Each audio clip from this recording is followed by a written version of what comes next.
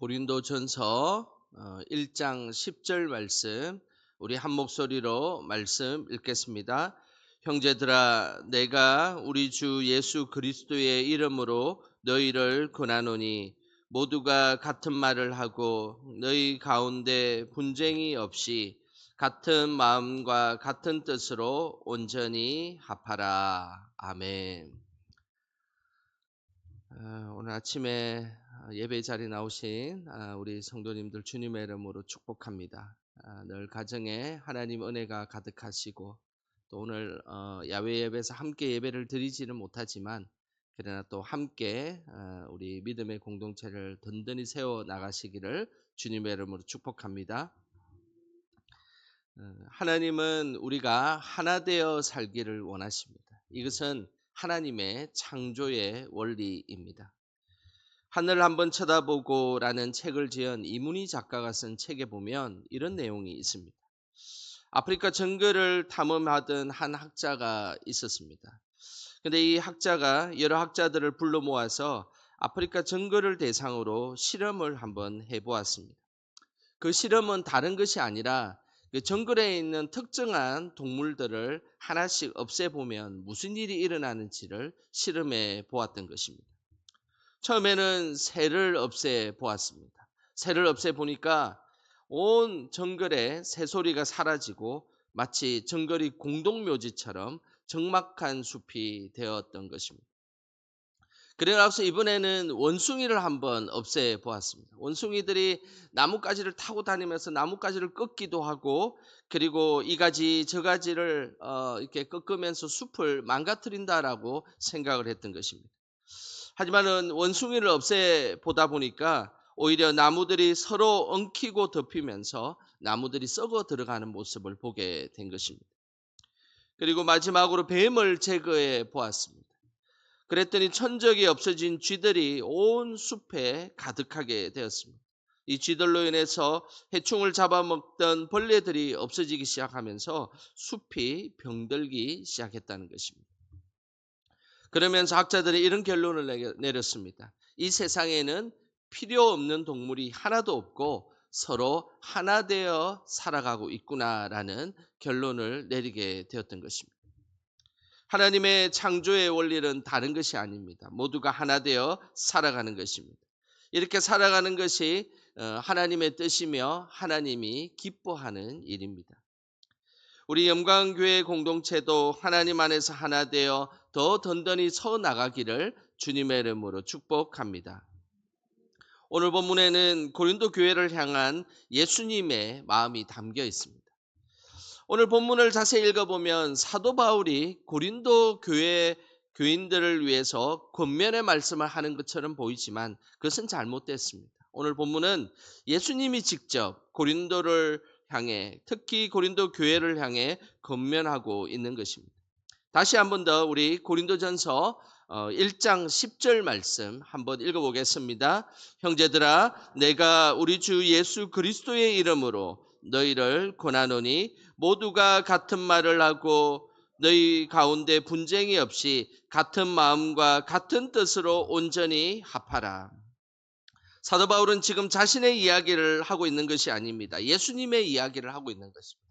왜냐하면 고린도 교회를 향해서 주 예수 그리스도의 이름으로라는 표현을 쓰고 있기 때문입니다. 성경에는 예수님의 이야기 그리고 예수님의 그 뜻을 전할 때는 예수 그리스도의 이름으로라는 표현을 쓰게 되어 있습니다. 그래서 지금 오늘 읽었던 고린도전서 1장 10절에 주 예수 그리스도의 이름으로 너희를 권한다라는 것은 사도 바울이 개인적인 생각과 개인적인 어떤 목회의 지혜로 고린도 교회를 향해 이야기하는 것이 아닙니다. 이것은 예수 그리스도께서 고린도 교회를 향한 마음을 그대로 전달하고 있다라고 할 수 있습니다. 그렇다면 예수님은 고린도 교회인들을 향해서 하고 싶었던 말씀이 무엇이었겠습니까? 그래서 오늘 고린도전서 1장 10절에 반복되는 단어를 보면 알 수 있습니다. 반복되는 단어는 같은이라는 단어입니다. 이 단어가 오늘 본문에 보시면 3번이나 계속 반복되고 있습니다. 같은 말, 같은 마음, 같은 뜻이라는 단어로 반복되고 있습니다. 이것은 다르게 표현하면 하나의 말, 그리고 하나의 마음, 하나의 뜻을 의미합니다. 하나님은 우리가 같은 말을 하고 그리고 같은 마음을 갖고 같은 뜻을 품기를 하나님은 원하십니다. 우리가 하나의 말을 하고 하나의 마음을 갖고 그리고 하나의 뜻을 품을 때 그 자리는 바로 하나님의 나라가 될 것이고 아름다운 믿음의 공동체가 된다는 것입니다. 이것이 우리를 향하신 예수님의 뜻입니다. 우리 모두 같은 말을 하고 같은 마음을 갖고 그리고 같은 뜻을 품는 우리 모두가 되시기를 주님의 이름으로 축복합니다. 고린도 교회는 같은 말을 하지 못하고 같은 마음을 갖지도 못하고 같은 뜻을 품지도 못했습니다. 그들은 다른 말을 하고 다른 생각을 가지고 있었고 그리고 다른 마음과 다른 뜻을 품고 있었습니다. 그 대표적인 모습이 12절에 그 모습이 나옵니다. 우리 12절도 같이 한번 읽어보겠습니다. 내가 이것을 말하거니와 너희가 각각 이르되 나는 바울에게 나는 아볼로에게 나는 게바에게 나는 그리스도에게 속한 자라 한다는 것이니 고린도 교회는 안타깝게도 네 무리로 나눠져 버렸습니다. 어떻게 하다 보니까 이 고린도 교회는 네 덩어리로 이렇게 다 분파로 쪼개져 버려가지고 그들이 하나 되지 못했습니다. 바울파, 아볼로파, 게바파, 그리스도파 이렇게 네 파로 그냥 다 나눠져 버렸던 것입니다. 바울파로 나눠졌던 이들은 바울은 고린도 교회를 세운 개척 멤버였습니다. 그러니까 고린도 교회에서 중요한 개척 멤버들이 너무너무 중요하다라고 생각해서 그들이 똘똘 뭉치게 되었던 것입니다. 그리고 아볼로는 지금 이제 바울이 떠나가고 난 뒤에 고린도 교회를 담임하고 있는 사람이 바로 아볼로였습니다. 그래서 지금 고린도를 담임하고 있는 이 아볼로가 중요하다라고 생각했던 사람들은 아볼로파에 모여가지고 한 집단을 이루었습니다. 그리고 게바는 베드로를 의미하죠. 이 베드로는 무엇입니까? 모든 교회의 어머니 교회가 되는 예루살렘 교회의 핵심 목회자이지 않습니까? 그래서 그들이 생각하기에 그래도 사도 바울이 고린도 교회를 세웠지만 그러나 우리의 모태는 저기 있는 예루살렘 교회이고 그 예루살렘에는 사도 베드로가 중심으로 운영되고 있기 때문에 예루살렘 지도자인 베드로를 따라야 된다라는 것이 또 한 무리가 한 파가 이루어져 버린 거예요. 그리고 나서 이 세 무리 바울파, 아볼로파, 베드로파가 나눠지니까 너희들은 잘못되었다. 나는 바울파, 아볼로파, 베드로파에도 들어가고 싶지 않다. 나는 그리스도파로 들어가겠다라고 이야기를 해서 또 그리스도파가 이렇게 만들어진 겁니다. 기가 찰 노릇이지 않습니까? 우리 성도님들 같으면 어느 파에 들어갈 수 있겠습니까? 각 무리들은 자신이 선택한 무리가 다 맞다라고 생각합니다. 사실 따지고 보면 그들의 이야기는 하나도 틀린 것이 없습니다. 그렇지 않습니까? 고린도 교회는 바울이 세웠으니까 바울 중심으로 가는 것이 맞지 않겠습니까? 그래서 개척 멤버들은 바울 중심으로 가야 된다고 생각했던 것이죠. 그런데 또 생각해보면 이제 바울은 선교지를 떠났고 이 아볼로에게 그 후임을 맡겼으니까 아볼로에게 하나 이게 뭉쳐서 아볼로에게 중심으로 뭉치는 거 이것도 맞는 것 같지 않습니까? 그리고 또 한편으로는 아무리 그 바울과 아볼로가 중요하지만 모태가 되는 베드로 중심으로 예루살렘 교회를 중심으로 온 교회가 지금 시작되고 있으니까 당연히 원조인 베드로 중심으로 모이는 것이 왠지 맞는 것 같지 않습니다. 그리고 이 파도 다 들어가지 않고 그리스도 중심으로 모여야 되니까 우리는 그리스도파다라고 이야기하는데 그것도 맞는 것 같지 않습니까? 하나도 사실은 이 파, 저 파, 저 파 다 따져보면 하나도 틀린 이야기는 하나도 없고 다 맞는 것 같다는 사실입니다. 이런 일이 생기자 사도 바울은 고린도 교회를 향해서 14절부터 17절까지 매우 중요한 본질을 이야기하고 있습니다. 그 본질이 뭐냐면 우리를 위해 십자가에 못 박혀 죽으시고 구원을 베풀어 준 분이 바울이냐 예수님이냐라는 것을 고린도 교인들에게 질문을 던졌던 것입니다. 우리를 위해 십자가에 못 박혀 돌아가신 분이 예수님입니까? 바울입니까? 누굽니까? 예수님이지 않습니까? 그러면 우리가 믿어야 될 대상은 예수 그리스도를 믿어야 되지 인간 사도 바울을 숨기는 것은 잘못되었다라는 것을 분명하게 말씀하고 있었던 것입니다.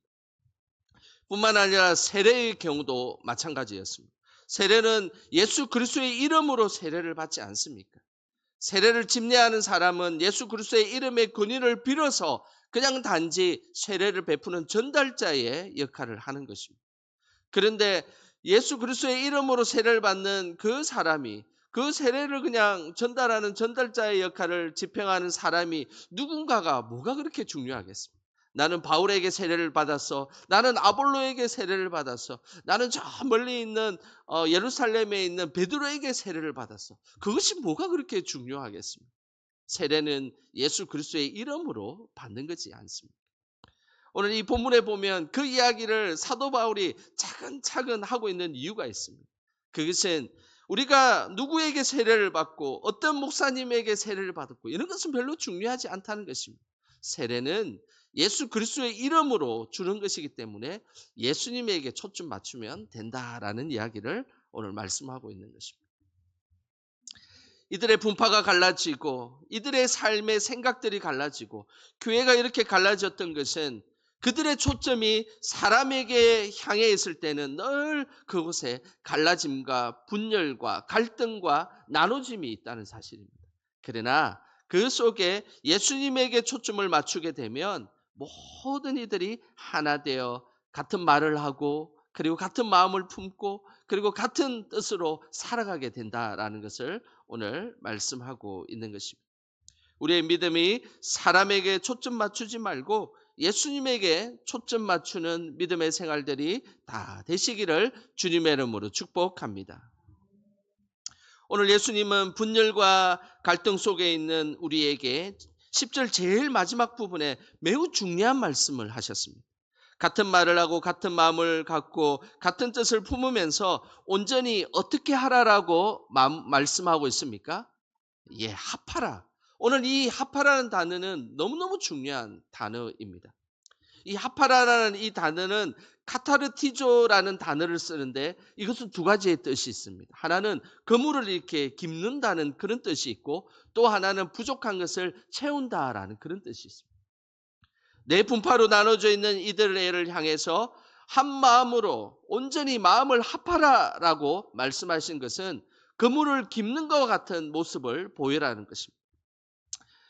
그물을 수순하는 마음으로 합하는 것. 이것은 참으로 중요한 일입니다. 그물이 찢어져 있으면 그물을 기워서 사용해야 물고기가 그 빠져나가지 않고 잘 사용하지 않겠습니까? 그물의 주인은 그물을 함부로 버리지 않습니다. 그것을 기워서 쓸 수 있는 그물을 왜 함부로 버리겠습니까? 그래서 하나님 안에서 마음을 합하라라는 것은 우리가 여러 가지 얽혀 있고 찢어져 있는 것이 있으면 그것을 그물을 깁는 마음으로 서로 하나가 되는 것입니다. 이것이 합하라라는 뜻의 첫 번째 의미입니다. 그리고 또 하나의 이 합하라라는 이 의미는 부족한 것을 채우는 것입니다. 우리의 삶의 많은 것들 속에 우리는 완벽하지 않고 우리는 가득 채우는 인생을 살아갈 수 없습니다. 늘 하나님이 채워주셔야 하고 또 우리의 부족함을 옆에서 채워줘야 합니다. 이것이 합하라라는 그런 의미입니다. 하나를 잘하면 하나가 부족한 것이 우리 인간의 모습입니다. 오늘 이 사도 바울은 성경에 보면 글쓰기를 아주 잘했던, 그래서 사도 바울이 썼던 이 서신서, 13개의 이 서신서를 보면 사도 바울의 이 필력이 어마어마하다라는 것을 알 수 있습니다. 어떻게 그 신학적인 그 이야기를 이렇게 어마어마하게 잘 논리정연하게 쓸 수 있었을까? 그래서 기독교가 더 많이 확장될 수 있었던 것도 사도 바울의 이 문장력으로 인한 영향력은 사실은 우리는 부인할 수가 없습니다. 그런데 안타깝게도 사도 바울은 말하는 재주가 없었습니다. 말을 잘 하지 못했어요. 그러니까 사도 바울은 글 쓰는 건 너무너무 잘하는데 이렇게 설교하라고 하면 말을 잘 하지 못하니까 성도들이 말을 잘 이해하지 못하는, 너무 장황스럽고 무슨 말을 했는지 이해하지 못하는 그런 설교를 듣고 있었던 것입니다. 그리고 아볼로는 말하는 재주가 뛰어났습니다. 이제 고린도 교회에서 이제 말하는 재주가 뛰어난 아볼로가 다 나타나니까 얼마나 멋있겠습니까? 그런데 아볼로는 복음에 대한 이해력이 없었습니다. 그래서 브리스길라와 아굴라가 아볼로의 이야기를 잘 들어보니까 복음을 제대로 이해하지 못해서 다시 불러서 복음은 이런 것이다라고 알려줬던 장면이 나옵니다. 이것은 뭘 의미하겠습니까? 바울도 아볼로도 완벽하지 못했다는 겁니다. 그래서 서로를 위해서 채워주고 보듬어주고 그리고 감싸주는 것. 이것이 합하라 그리고 이 채우라라는 하나님의 뜻이라는 사실입니다. 우리 영광의 공동체는 서로의 부족한 부분을 기워주고 채워나가는 공동체가 되기를 주님의 이름으로 축복합니다. 우리는 완벽할 수 없습니다. 완벽한 분은 하나님밖에 없습니다. 그래서 불완전한 우리는 서로 도움받으며 살아야 하고 완벽하신 하나님 붙들고 살아갈 때 우리는 완벽하게 살아갈 수 있게 되는 것입니다. 하나님은 늘 우리의 삶을 축복하시고 함께 하십니다. 그리고 우리의 연약함을 도우시는 분이 바로 하나님이십니다. 우리 하나님께서는 성부, 성자, 성령 하나님께서는 서로 각각의 역할들을 감당하지만 서로 유기적으로 하나 되어서 사역을 감당하며 이 땅에 하나님 나라를 만들어 가시는 분, 그분이 성부, 성자 하나님의 모습입니다. 우리도 각 지체로, 각 개인으로, 각자의 생각으로, 각자의 마음으로 살아가고는 있지만 그러나 예수 그리스도 안에서는 우리가 다 하나가 되어야 되는 것입니다. 그 모습이 있을 때 그 공동체는 흔들림 없이 든든히 서 나가게 되는 것입니다. 하나님께는 영광이 되고 서로에게는 기쁨과 행복이 넘칠 수 있도록 늘 하나됨으로 나아가는 우리 모두가 되시기를 주님의 이름으로 축원합니다. 기도하겠습니다. 하나님 아버지, 하나님 안에서 우리 영광의 공동체를 허락하여 주심에 감사드립니다. 우리 교회가 하나님 안에서 같은 말을 하고 같은 생각을 가지고 같은 뜻을 품는 교회가 되게 하옵소서. 서로의 어려움과 부족함을 서로 채워주는 사랑의 공동체가 되게 하여 주셔서 어느 누구도 하나님 흔들리지 못하는 견고한 우리 교회가 되게 하여 주시옵소서. 예수님의 이름으로 기도드립니다. 아멘.